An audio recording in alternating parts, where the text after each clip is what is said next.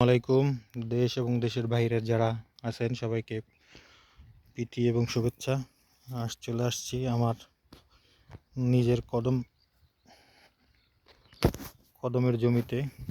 এটা আমার ছোট একটি প্রজেক্ট। এখানে লালতির কিং, জেনুইন যে কিংটা আছে এটা হাইব্রিড না, কিং জাতের পেঁয়াজ আমি লাগাইছি ভালো বীজের আশায়। এটা আমার হাতের নিজস্ব জমির পেঁয়াজ, ওটা এনেছিলাম এবং সেখান থেকে এই চারাগুলো রোপণ করছি। চারা বলে ভুল হবে, পেঁয়াজের কন্ডগুলো রোপণ করছি। তো অতিরিক্ত কুয়াশার কারণে এবং তারপরে রৌদ্র ওঠার কারণে জমির কিছু কিছু জায়গায় ডাউনমিল দেখা দিয়েছে। এখানে অল্প একটু আছে আপনার হাইব্রিড জাত, দেখেন।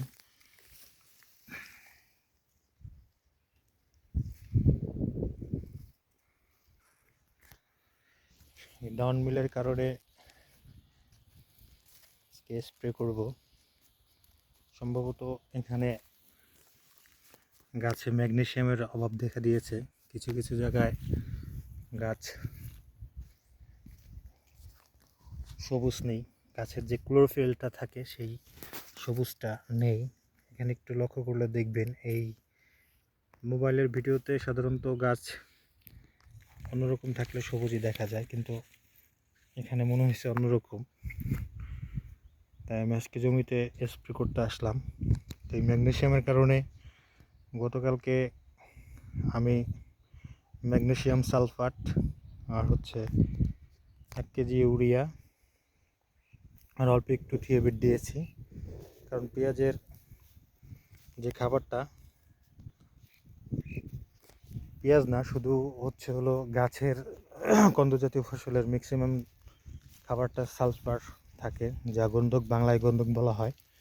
তো আমি আজকে আমার জমিতে স্প্রে করব।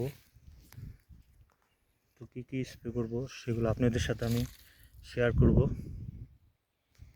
এটা আমার তৃতীয় স্প্রে। এটা মাইক্রোসার, যার ভিতরে 4টা জিনিস বিদ্যমান। তো এখানে কি আছে আমরা একটু বলি।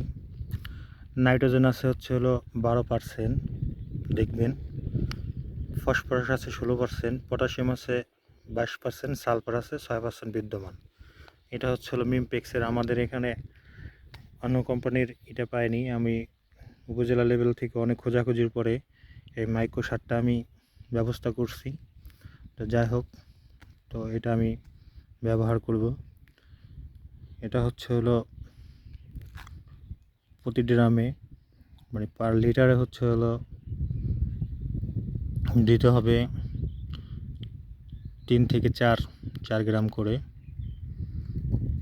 কেউ একটু বেশিও দেয়। যাই হোক, এখানে এটা আছে 12:16:22 6.5। এটা সারের যে কেমিক্যাল সেগুলো দেওয়া। আর দিব পেঁয়াজের সবচেয়ে পরিচিত একটি ওষুধ, অ্যান্টাকল। এটা বায়ার কোম্পানির। তো এটা গ্রুপ প্রোপিনেপ। আর বিষটা 70 WP, মানে 100 গ্রাম থাকলে 70% প্রোপিনেপ বিদ্যমান আছে। এটাও আমরা 2 গ্রাম হারে দিব। আর দিব সিনজেন্টার ম্যানকোজেব 70 WP। এখানে বায়ারের নতুন একটি প্রোডাক্ট ভোলারে। এটার ভিতরে প্রোক্লোফাইট আছে 6.25% WP। আর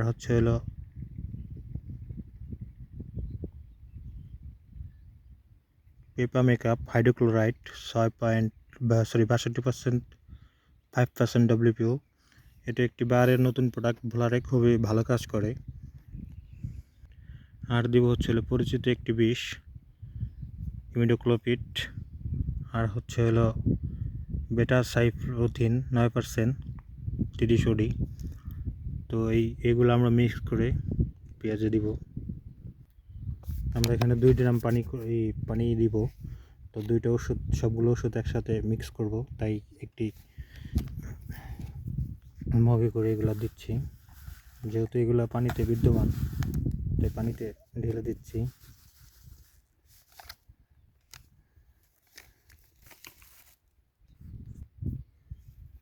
এন্টাকল দিয়ে দিচ্ছি। উত্তরের বাতাস। তো সব সময় একটা জিনিস খেয়াল করবেন যে বাতাস যেদিকে থাকে তার প্রতিকূলে ওষুধ দিবেন না, অনুকূলে দিবেন। অর্থাৎ যেদিকে বাতাস সেদিকেই তার উল্টো দিকে স্প্রের মুখটা ঘুরিয়ে রাখবেন যাতে শরীরে না লাগে।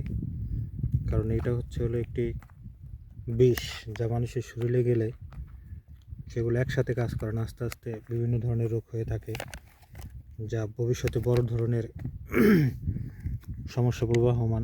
আমরা সাধারণত সময় সাপেক্ষের ব্যাপারে একসাথে বিষগুলো দিয়ে থাকি। এতে ককটেল হয়ে যায়, বিষের যে একটা ককটেল, সেগুলো আসলে নিজেরা আমরা কৃষক যারা আছি সময় বাঁচানোর জন্য আমিও আজকে করে ফেলেছি। তো যাই হোক, সচরাচর করা হয় না, আলাদা আলাদাই দেওয়া হয়। 2টা 3টা একসাথে দিলে হয় কি, এগুলো একটি ককটেল বিষ হয়ে যায়, যা মানুষের শরীরে লাগলে খুবই ভয়াবহ এবং খুবই স্পর্শক একটি বিষ হয়ে দাঁড়ায়, যেগুলো শরীরের বিভিন্ন ধরনের ক্ষতি করতে পারে। বায়ার কোম্পানির ওষুধ আসলে বিদেশি প্রোডাক্ট হয়, এটার দাম হাতের নাগালের বাইরেই থাকে বলা চলে। কারণ একই ওষুধ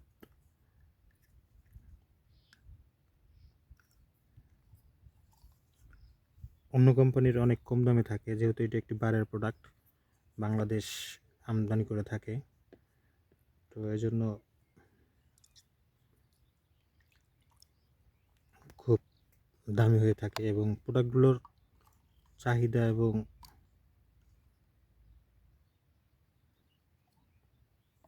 বেশি হয়ে থাকে। কিন্তু সচরাচরে কৃষক সাধারণত এগুলো দেয় না, খুব কম দেয়। আমরা পুরোটাই ভোলারে দিয়ে দিলাম, যেহেতু এখানে 22 থেকে 25 শতক জমি আছে।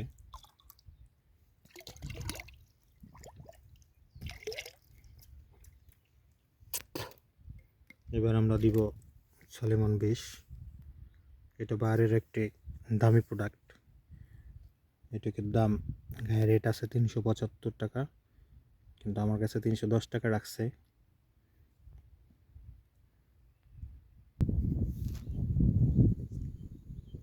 সলেমন বীজ দিয়ে দিলাম।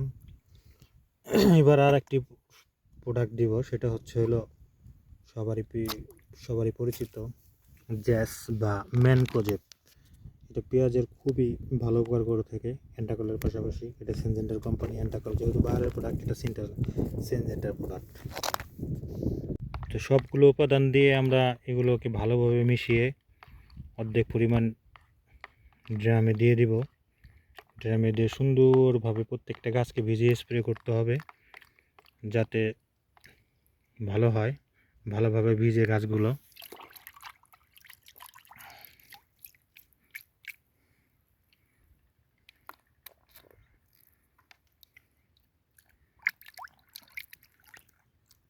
তো আজকে ভিডিও করলাম, আবার 7 দিন পরে আবার ভিডিও করে আপনাদের আমার গাছের অবস্থা সম্পর্কে জানাবো।